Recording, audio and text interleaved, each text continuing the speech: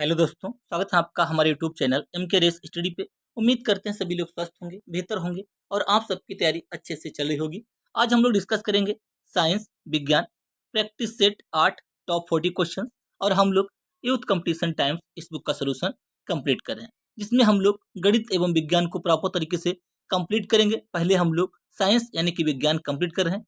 ये क्लास आपकी पीपीएससी शिक्षक भर्ती 3.0 एंड 4.0 के लिए रामबाण साबित होगी। इसके अलावा आप कोई भी एग्जाम देंगे जिसमें आपकी साइंस पूछी जाएगी, उन सभी के लिए इंपॉर्टेंट साबित होगी। तो शुरू करते हैं दोस्तों आज की क्लास बिना देरी किए हुए। आज का पहला क्वेश्चन ए रहा स्क्रीन पे, क्वेश्चन नंबर 1। ओडोमीटर एक ऐसा उपकरण है जिसका उपयोग गाड़ियों में डैश मापने के लिए किया जाता है। ओडोमीटर का उपयोग किसके लिए किया जाता है? क्या मापने के लिए? ओडोमीटर का जो उपयोग होता है वो दूरी मापने के लिए किया जाता है। गति मापने के लिए स्पीडोमीटर, गति मापने के लिए हम स्पीडोमीटर का प्रयोग करते हैं। इसमें हमारा ऑप्शन बी करेक्ट हो जाएगा। अगला क्वेश्चन, क्वेश्चन नंबर 42। 5 किलोग्राम और 10 किलोग्राम द्रव्यमान की दो इस्पात की गेंदों की गतिज ऊर्जा समान है। क्या बताया गया? 5 किलोग्राम और 10 किलोग्राम द्रव्यमान की दो इस्पात की गेंदों की गतिज ऊर्जा समान है। यदि संभावना हो तो कौन सी गेंद तेजी से गति कर रही है? कौन सी गेंद जो है तेजी से गति करे? हम जानते हैं K1 बराबर K2 बद दिया गया है कि उनकी ऊर्जा समान है। देखिए, गतिज ऊर्जा समान है तो K1 बराबर K2 यहाँ पे हम ले लेते हैं। 1/2 m1 b1 स्क्वायर बराबर 1/2 m2 b2 स्क्वायर ये होता है। किसका वेग अधिक है? 1/2 कैंसिल हो गया। एक का द्रव्यमान है 5 m b1 स्क्वायर बराबर 10 b2 स्क्वायर। ठीक है, 5 से 5 दूनी b1 स्क्वायर बराबर 2b2 स्क्वायर। पहले का जो वेग है वो दूसरे का वेग के दो गुना होगा। पहले का जो वेग है उसका वर्ग दूसरे के वेग के वर्ग का दो गुना होगा। b1 स्क्वायर बराबर क्या होगा? यानी कि b1 जो है वो b2 से बड़ा है। क्या है? b1 जो है b2 से बड़ा है। b1 जो है जो b2 से बड़ा है। क्या दिया यहाँ पे? 5 किलोग्राम गेंद वाली तेज चल रही है। 5 किलोग्राम इसका जो b1 दिया है, ये वाला b1 ये b2 से बड़ा है। सॉल्व करने पर तो क्या ये 5 किलो वाली गेंद ये तेजी से चल रही है। हमने भी देखा 1/2 m1 b1 स्क्वायर बराबर 1/2 m2 b2 स्क्वायर से b1 स्क्वायर कितना आया? वैल्यू रखने पर आया 2b2 स्क्वायर। यानी कि b1 जो है वो b2 से बड़ा है, यानी जिसका वेग अधिक है तो गेंद वो तेज चलेगी। ऑप्शन हमारा यहाँ पे बी करेक्ट रहेगा। 5 किलोग्राम वाली गेंद तेज चल रही है। अगला क्वेश्चन, क्वेश्चन नंबर 43। पानी का घनत्व क्या है? पानी का घनत्व क्या है? ये आप सभी लोग जानते हैं कि पानी का घनत्व कितना होता है। क्या 10 किलो देखा आपने कभी? नहीं। 1000 किलो घन मीटर कितना था? 1000 किग्रा, 1000 किग्रा प्रति मीटर क्यूब। 1000 किग्रा प्रति मीटर क्यूब ये पानी का घनत्व होता है मेरे भाई। कितना होता है? 1000 किग्रा प्रति मीटर क्यूब। वाटर का जो फार्मूला होता है वो होता है H2O। अगला क्वेश्चन, किस तापमान पर पानी तरल एवं ठोस दोनों स्थितियों में विद्यमान होता है? ऐसी कौन सा टेम्परेचर होता है जिसमें लिक्विड और सॉलिड दोनों कंडीशन में पानी विद्यमान होता है?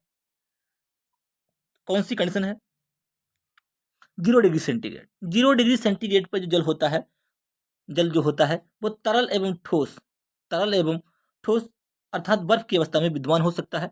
0 डिग्री सेंटीग्रेड ताप पानी का हिमांक बिंदु है, जिस पर क्या है वो फ्रीजिंग पॉइंट है 0 डिग्री सेंटीग्रेड, जिस पर पानी बर्फ में बदलता है। 100 डिग्री सेंटीग्रेड पानी क्या करता है? 100 डिग्री सेंटीग्रेड जो होता है ये पानी का बॉइलिंग पॉइंट है, जिसपे पानी उबलता है, जिससे पानी उबलता है और भाप में कन्वर्ट होता है, भाप में बदलता है। अगला क्वेश्चन, क्वेश्चन नंबर 45। बल की परिभाषा किसके आधार पर व्याख्यात किया जा सकता है? बल की परिभाषा को किसके आधार पर? न्यूटन के गति का दूसरा नियम, न्यूटन के गति का पहला नियम, न्यूटन के गति का तीसरा नियम, न्यूटन का गुरुत्वाकर्षण का नियम। जो बल की जो परिभाषा दी गई थी वो किसके, कौन से जो न्यूटन का वो कौन सा नियम था? वो भैया मेरे दोस्त न्यूटन का पहला नियम था। न्यूटन के पहले नियम से के अनुसार बल की परिभाषा दी गई थी। दूसरे नियम के अनुसार बल का व्यंजक दिया गया था F बराबर ma। ठीक है, तीसरा जो नियम था वो था क्रिया प्रतिक्रिया का नियम, क्रिया प्रतिक्रिया का नियम। ऑप्शन इसमें बी करेक्ट होगा। अगला क्वेश्चन, क्वेश्चन नंबर 46। निम्नलिखित में से कौन सा प्लेनेटरी बॉडीज के लिए केपलर के नियमों में से एक है? केपलर ने कौन से नियम दिए थे? केपलर ने ग्रहों के गति संबंधी नियम दिए थे। केपलर ने ग्रहों के गति संबंधी नियम दिए थे। उन्होंने कहा था कि पहला जो नियम था, प्रत्येक ग्रह सूर्य के फोकस पे स्थित होता है और जो उसके ग्रह होते हैं वो चारों ओर चक्कर लगाते हैं। 3 नियम केपलर ने दिए थे। तो यहाँ पे देखते हैं क्वेश्चन नंबर 46। निम्नलिखित में से कौन सा प्लेनेटरी बॉडीज के लिए केपलर के नियमों में से एक सही? एक ग्रह का ग्रस्त 2 केंद्र बिंदुओं में से एक पर सूर्य के साथ एक अंडाकार होता है। कक्षीय अवधि एक ग्रह सूर्य को जोड़ने वाली रेखा खंड समय के बराबर अंतराल के दौरान बाहर बराबर क्षेत्रफल बनाती है। बाहर गलत है, ये कौन सा एक सही है? ठीक है, ये भी गलत है। यह यह कि कच्ची अवधि का वर्ग अपने ग्रह पथ की अर्ध प्रमुख धुरी के घन के अनुपातिक होता है। नहीं, कच्ची अवधि ग्रह के द्रव्यमान पर डिपेंड करती है। कच्ची अवधि जो होती है वो ग्रह के द्रव्यमान पर डिपेंड करती है। ऑप्शन हम यहाँ पे हमारा डी करेक्ट हो जाएगा। ऑप्शन डी करेक्ट होगा, ऑप्शन डी। अगला क्वेश्चन नंबर 47। गर्मी के मौसम में पंखा चलाने पर राहत अनुभव होता है क्योंकि? अभी बहुत तेज गर्मियाँ चल रही हैं, हमें जब गर्मी तेज लगती है तो हम लोग पंखा चलाते हैं। इससे हमें क्या अनुभव होता है? राहत का अनुभव क्यों होता है? इसका क्या कारण है? इसका कारण यह होता है कि पंखे की हवा से जो हमारा पसीना है तेजी से बाष्प बनकर उड़ जाता है और हमें थोड़ा ठंडी का अनुभव होता है। ठीक है, यही हमारा करेक्ट हो जाएगा। अगला क्वेश्चन नंबर 48। एक ध्वनि तरंग से 3.5 किलोहर्ट्ज की आवृत्ति है। एक ध्वनि तरंग में 3.5 किलोहर्ट्ज की आवृत्ति है, यानी कि एन बराबर दिया हुआ है।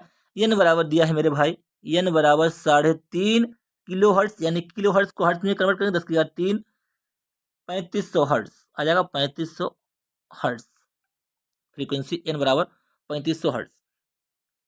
और इसका तरंग दैर्घ्य लैम्डा बराबर 0.1 मीटर। ठीक है, इसे 700 मीटर दूरी तय करने में कितना समय लगेगा? इसे 700 मीटर दूरी तय करने में कितना समय लगेगा? पहले हम यहाँ पे वेग निकालेंगे, फिर हम बाद में समय निकालेंगे। बी बराबर होता है मेरे भाई एन लैम्डा होता है। बी बराबर एन लैम्डा होता है।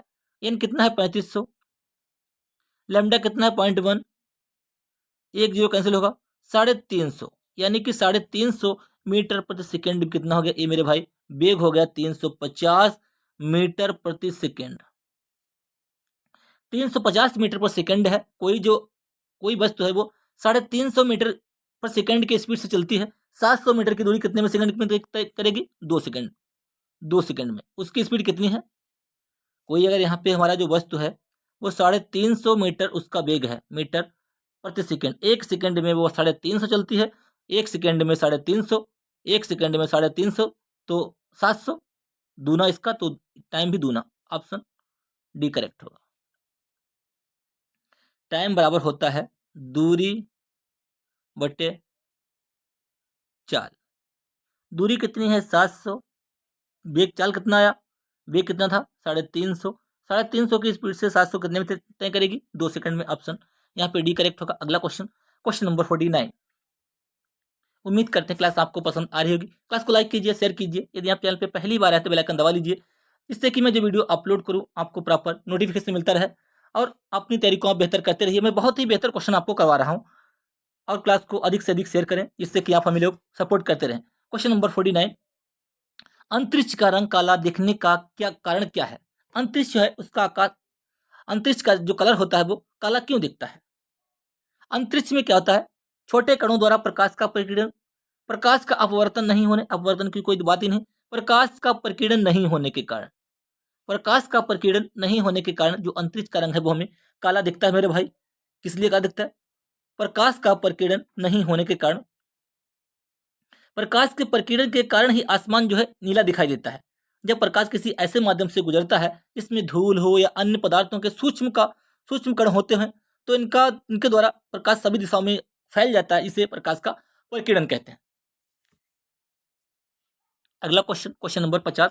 निम्नलिखित में से कौन सा नियम विद्युत धारा के ऊष्मीय प्रभाव से संबंधित है? विद्युत धारा के ऊष्मीय प्रभाव से कौन सा नियम संबंधित है? ओम का नियम। ओम का नियम होता है मेरे भाई बी बराबर आई आर। क्या होता है? बी बराबर आई आर। फैराडे का नियम, न्यूटन का नियम, जूल का नियम। इनमें से कौन सा करेक्ट होगा? जूल का नियम विद्युत धारा के ऊष्मीय प्रभाव से संबंधित है। ऑप्शन डी करेक्ट होगा। अगला क्वेश्चन, क्वेश्चन नंबर,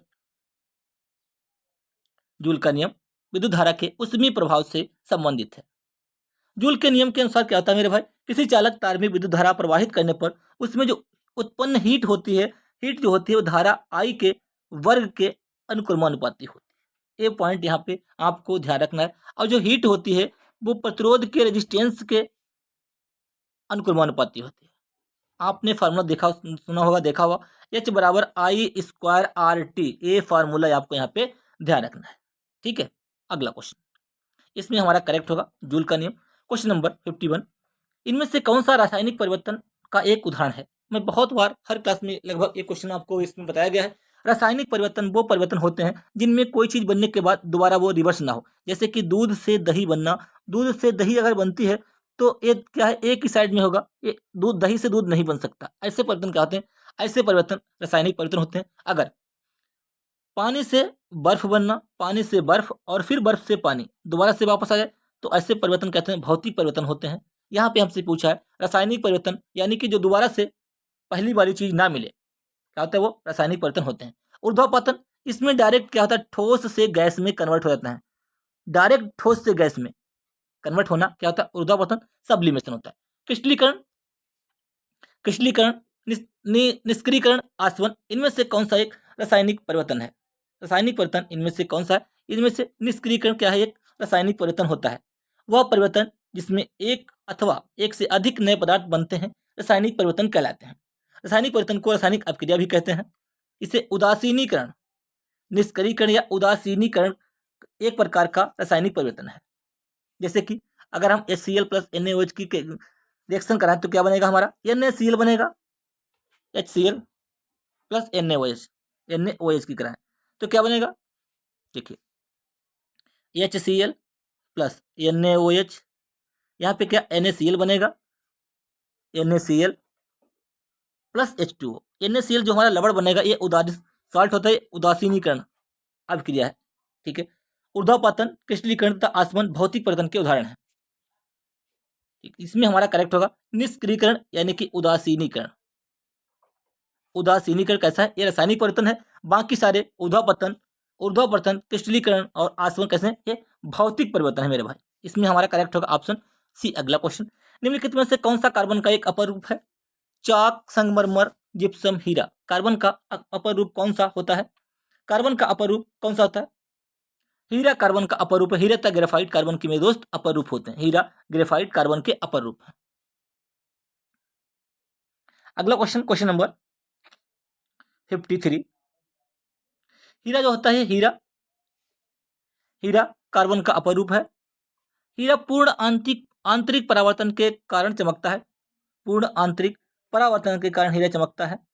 यह विद्युत तथा ताप का कुचालक होता है। या विद्युत तथा इसमें हीट, विद्युत तथा ताप का ये कुचालक होता है, इसमें ये फ्लो नहीं होता है। ग्रेफाइट जो होता है सुचालक होता है ताप का, ताप और विद्युत का ग्रेफाइट सुचालक होता है। लेकिन हीरा क्या होता है, ये हीरा विद्युत का और ताप का कुचालक होता है। यह कांच को आसानी से काट देता है। सबसे कठोर होता है, ये सबसे कठोर होता है, ये भी आपको यहाँ पे ध्यान रखना है। अगला क्वेश्चन, क्वेश्चन नंबर 53, निम्नलिखित में से किसका प्रयोग नाभिकीय रिएक्टर में विखंडनीय ईंधन के रूप में किया जाता है। Uranium 238, uranium 235। नाभिकीय रिएक्टर में विखंडनीय ईंधन के रूप में यूरेनियम 235 का प्रयोग होता है। भारत में नाभिकीय रिएक्टरों की कुल संख्या कितनी है, 23 है। इनकी कुल क्षमता 7480 मेगावाट होती है। यहाँ पे आपको ध्यान रखना यूरेनियम 235। अगला क्वेश्चन, क्वेश्चन नंबर 54, बे अम्ल, कौन से अम्ल, बे अम्ल जिनमें हाइड्रोजन के साथ ऑक्सीजन के अतिरिक्त अन्य आधात्विक तत्व होते हैं कहलाते हैं। हाइड्रोजन के साथ ऑक्सीजन के अतिरिक्त अन्य आधात्विक तत्व होते हैं, यानी कि आधात्विक धात्विक ना हो, आधात्विक तत्व होते हैं, कहलाते हैं सबल अम्ल, दुर्बल अम्ल, हाइड्रासिड्स, अनॉक्सी अम्ल, तनु अम्ल। इनमें से कौन सा हमारा करेक्ट होगा, ये भैया अनॉक्सी अम्ल कहलाते हैं। ऑप्शन सी करेक्ट रहेगा, अनॉक्सी अम्ल। अगला क्वेश्चन, क्वेश्चन नंबर, ऑक्सी अम्ल वो अम्ल होते हैं जिनमें ऑक्सीजन उपस्थित हो। जिसमें ऑक्सीजन नहीं है उन्हें कहते हैं अनॉक्सी अम्ल। ठीक है, उन्हें कहते हैं अनॉक्सी अम्ल। अगला क्वेश्चन, क्वेश्चन नंबर 55, मेंडलीफ की आवर्त सारणी के बारे में कौन सा कथन सही, कथन गलत है? सही नहीं, कथन गलत है। तत्वों को उनके बढ़ते हुए परमाणु द्रव्यमानों के क्रम में व्यवस्थित किया जाता है। क्या ये बात सही है? बिल्कुल करेक्ट है। मेंडलीफ ने परमाणु द्रव्यमानों के आधार पर ही बताया था। मोजले ने परमाणु क्रमांक के। ऊर्ध्वाधर स्तंभों को समूह कहते हैं, जो इस टाइप से होते हैं, इस टाइप से खड़ी लाइन में, उन्हें कहते हैं समूह। 18 समूह होते हैं मेरे भाई। और जो ऐसे होते हैं क्षैतिज में, उन्हें कहते हैं आवर्त। ये 7 होते हैं मेरे भाई, 7 होते हैं। 18 समूह, 18 वर्ग समूह। और आवर्त कितने होते हैं, या कालम आवर्त होते हैं 7 क्षैतिज लाइनें। तत्वों को उनके बढ़ते हुए परमाणु द्रव्यमानों के क्रम में व्यवस्थित किया जाता है। ऊर्ध्वाधर स्तंभों को समूह कहते हैं, इनकी संख्या 18 होती है। क्षैतिज पंक्तियों को आवर्त कहते हैं, इनकी संख्या 7 होती है। तत्वों के गुणधर्म उनके परमाणु क्रमांकों के आवर्ती फलन होते हैं। तत्वों के जो गुणधर्म होते हैं, उनके परमाणु क्रमांक के नहीं, उनके परमाणु द्रव्यमानों के आवर्ती फलन होते हैं। ये वाला यहाँ पे गलत है। क्रमांक के साथ यहाँ पे द्रव्यमान होगा। परमाणु द्रव्यमानों के आवर्ती फलन होते हैं। परमाणु द्रव्यमान या परमाणु भारों के आवर्ती फलन होते हैं, ना कि परमाणु द्रव्यमानों के। अगर आपसे यहाँ पे मोजले कहता तो मेरे भाई परमाणु क्रमांक हो जाता, बिल्कुल करेक्ट। लेकिन इसमें हमारा यही गलत है, बाकी 3 सही है। अगला क्वेश्चन, क्वेश्चन नंबर 56। नाइट्रोजन के निम्न ऑक्साइड में से किसको लाफिंग गैस कहे जाते हैं? लाफिंग गैस N2 मेरे भाई। नाइट्रस ऑक्साइड कौन सी गैस है? नाइट्रस ऑक्साइड, इसको हम लाफिंग गैस कहते हैं। ऑप्शन हमारा 56 का डी करेक्ट हो जाएगा। ये कैसी है? Nitrogen dioxide. N2O5 क्या होता है? ये नाइट्रोजन पेंटाऑक्साइड।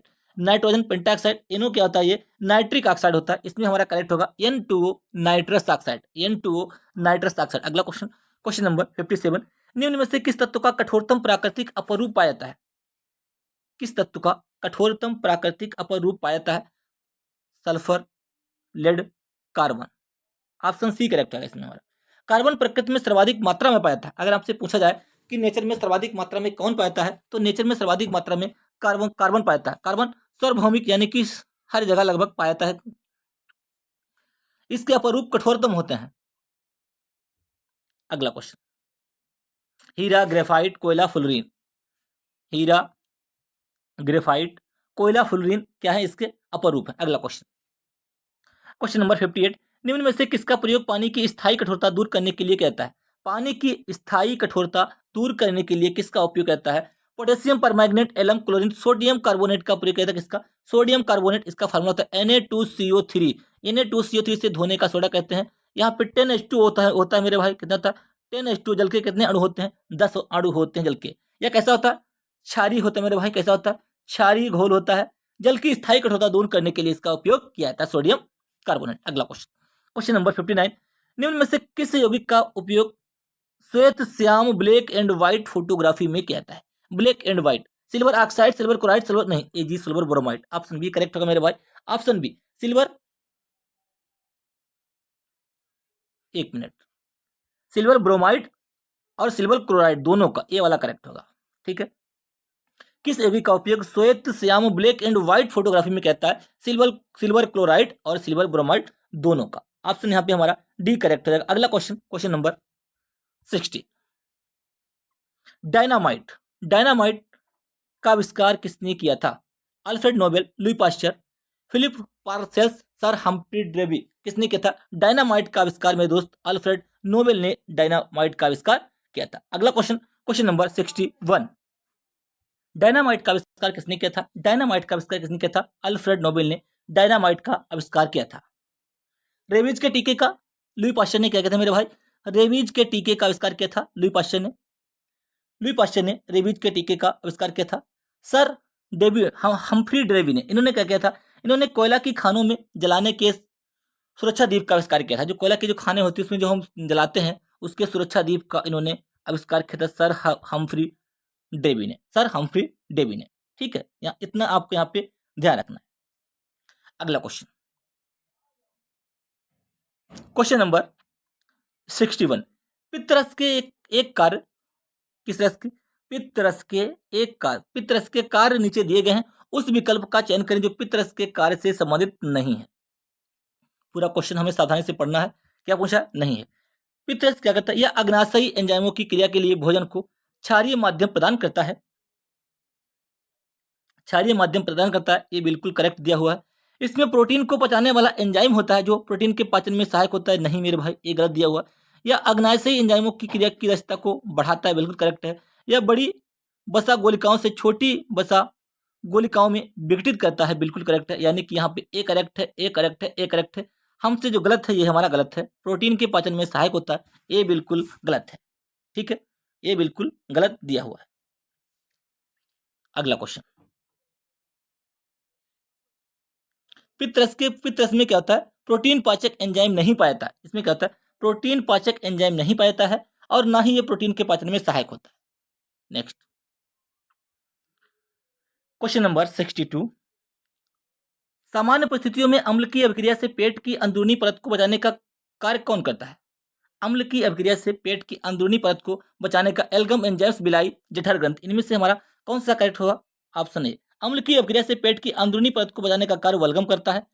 पेट की दीवारों के रूप में गैस्ट्रिक ग्रंथियां होती हैं जो एक एंजाइम पेप्सिन, बलगम और हाइड्रोक्लोरिक अम्ल को स्रावित करने में मदद करती हैं। अगला क्वेश्चन, मानव शरीर का एकमात्र अंग जो पुनः विकसित और सजित होता है, ऐसा कौन सा अंग जो है वो पुनः विकसित और सजित हो सकता है? तिल्ली, दिमाग तो मेरे भाई कभी नहीं, अगर उसमें एक बार चोट लग गई तो वो दोबारा से इसमें कुछ नहीं हो सकता। दिमाग में कुछ नहीं हो सकता। जो हमारा जिगर होता है, ये ऑप्शन हमारा करेक्ट हो जाएगा। मानव जिगर यानी कि लीवर यानी कि यकृत।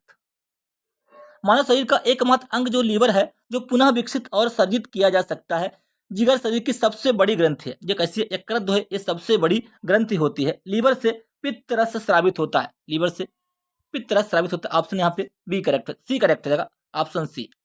एकमात्र जो अंग है पुनः विकसित और सर्जित हो सकता है मेरे दोस्त, जिगर, लीवर, यकृत, ये सारे आपको यहाँ पे ध्यान रखना। अगला क्वेश्चन, क्वेश्चन नंबर 64, निम्नलिखित में से किस रक्त समूह को सर्वदाता? बहुत इजी है। सर्वदाता किसको कहते हैं? सर्वदाता जो सबको रक्त दे सकता है वो होता है सर्वग्राही, ए बी होता है सर्वग्राही।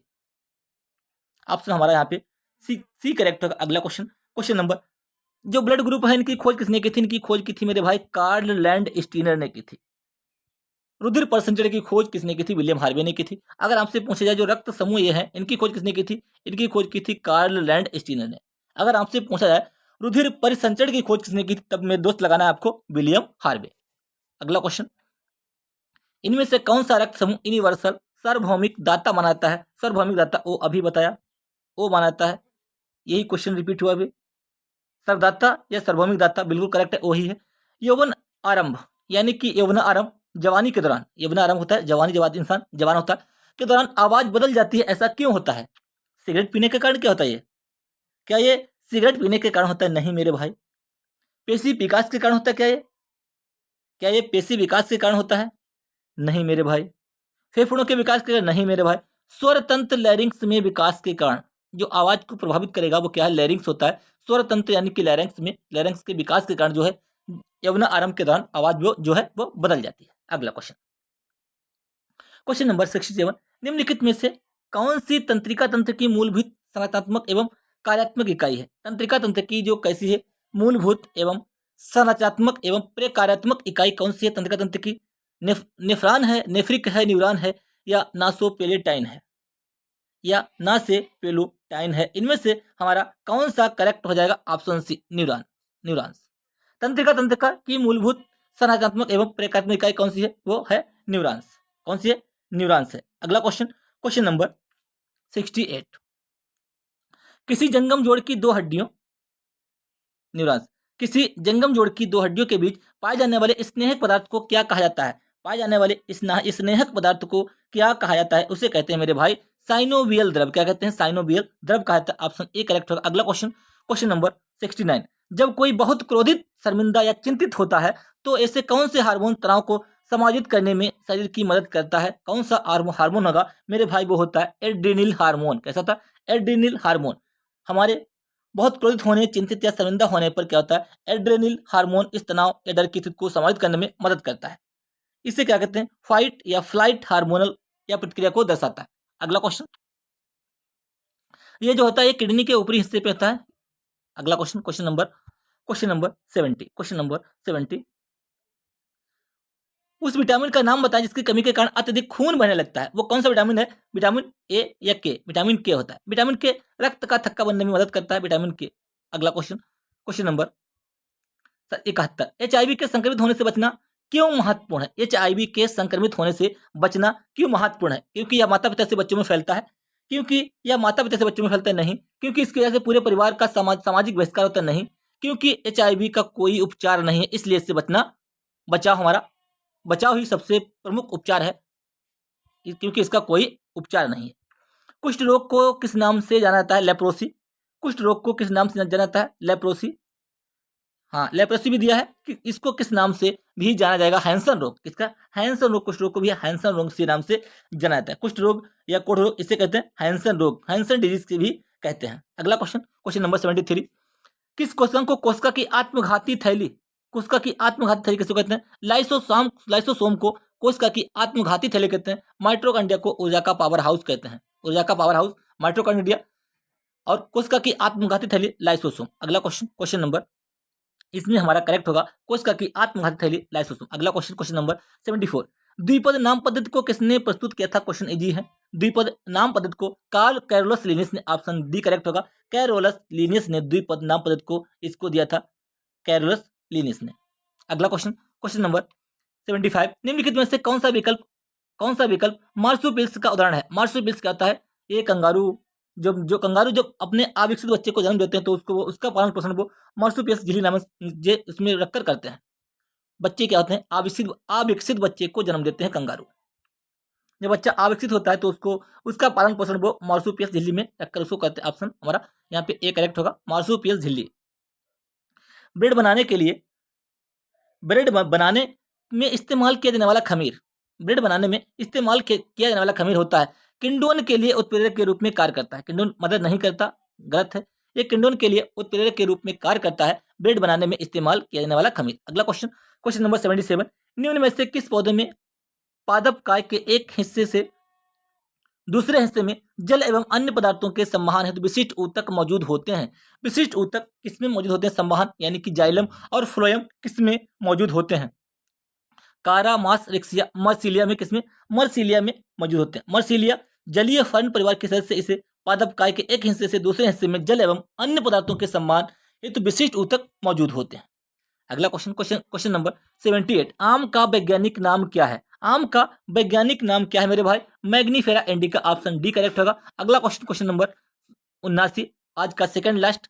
इनमें से कौन सा पुष्प नर जनन अंग का घटक नहीं है? नर जनन अंग का तंतु, पराग, वर्तिका किसका? ये वर्तिका तो मेरे भाई ये फीमेल का पार्ट है। वर्तिका क्या है? 79 का हमारा बी करेक्ट होगा। ये नर जनन अंग का घटक नहीं, ये मादा का है। किसका? मादा का। अगला क्वेश्चन, बाकी सारे नर के हैं। लास्ट क्वेश्चन, इनमें से कौन सा प्रकाश संश्लेषण में उत्पन्न अपशिष्ट उत्पाद है? प्रकाश संश्लेषण में ग्लूकोज, जल, क्या उत्पन्न यानी कि बाद में हमें यहाँ पे उत्पन्न होता है, मिलता है, क्या मिलता है? देखिए, कार्बन डाइऑक्साइड और जो जल की जो हम क्रिया करते हैं मेरे भाई, क्लोरोफिल और सूर्य की उपस्थिति में जब क्रिया करते हैं तो कार्बोहाइड्रेट्स और ऑक्सीजन यहाँ पे निर्मुक्त होती है। इसमें क्या है?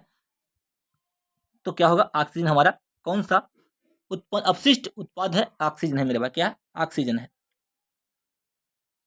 उम्मीद करते हैं क्लास आपको पसंद आई होगी। क्लास को लाइक कीजिए, शेयर कीजिए। यदि आप चैनल पे पहली बार हैं तो बेल आइकन दबा लीजिए, जिससे कि मैं जो वीडियो अपलोड करूँ आपको प्रॉपर नोटिफिकेशन मिलता है। बहुत ही कम समय में, लगभग हमने 28 मिनट में पूरे 40 क्वेश्चन कंप्लीट कर लिए हैं। और यदि आप हमारी क्लास को पहली बार देख रहे हैं और क्लास आपको अच्छी लग रही है तो मेरे दोस्त क्लास को शेयर जरूर कीजिएगा। सभी लोग क्लास को शेयर कीजिएगा और हमारे चैनल को सब्सक्राइब कीजिएगा, बड़ी मेहरबानी होगी। क्लास को लाइक, शेयर एंड सब्सक्राइब करना ना भूलें। धन्यवाद।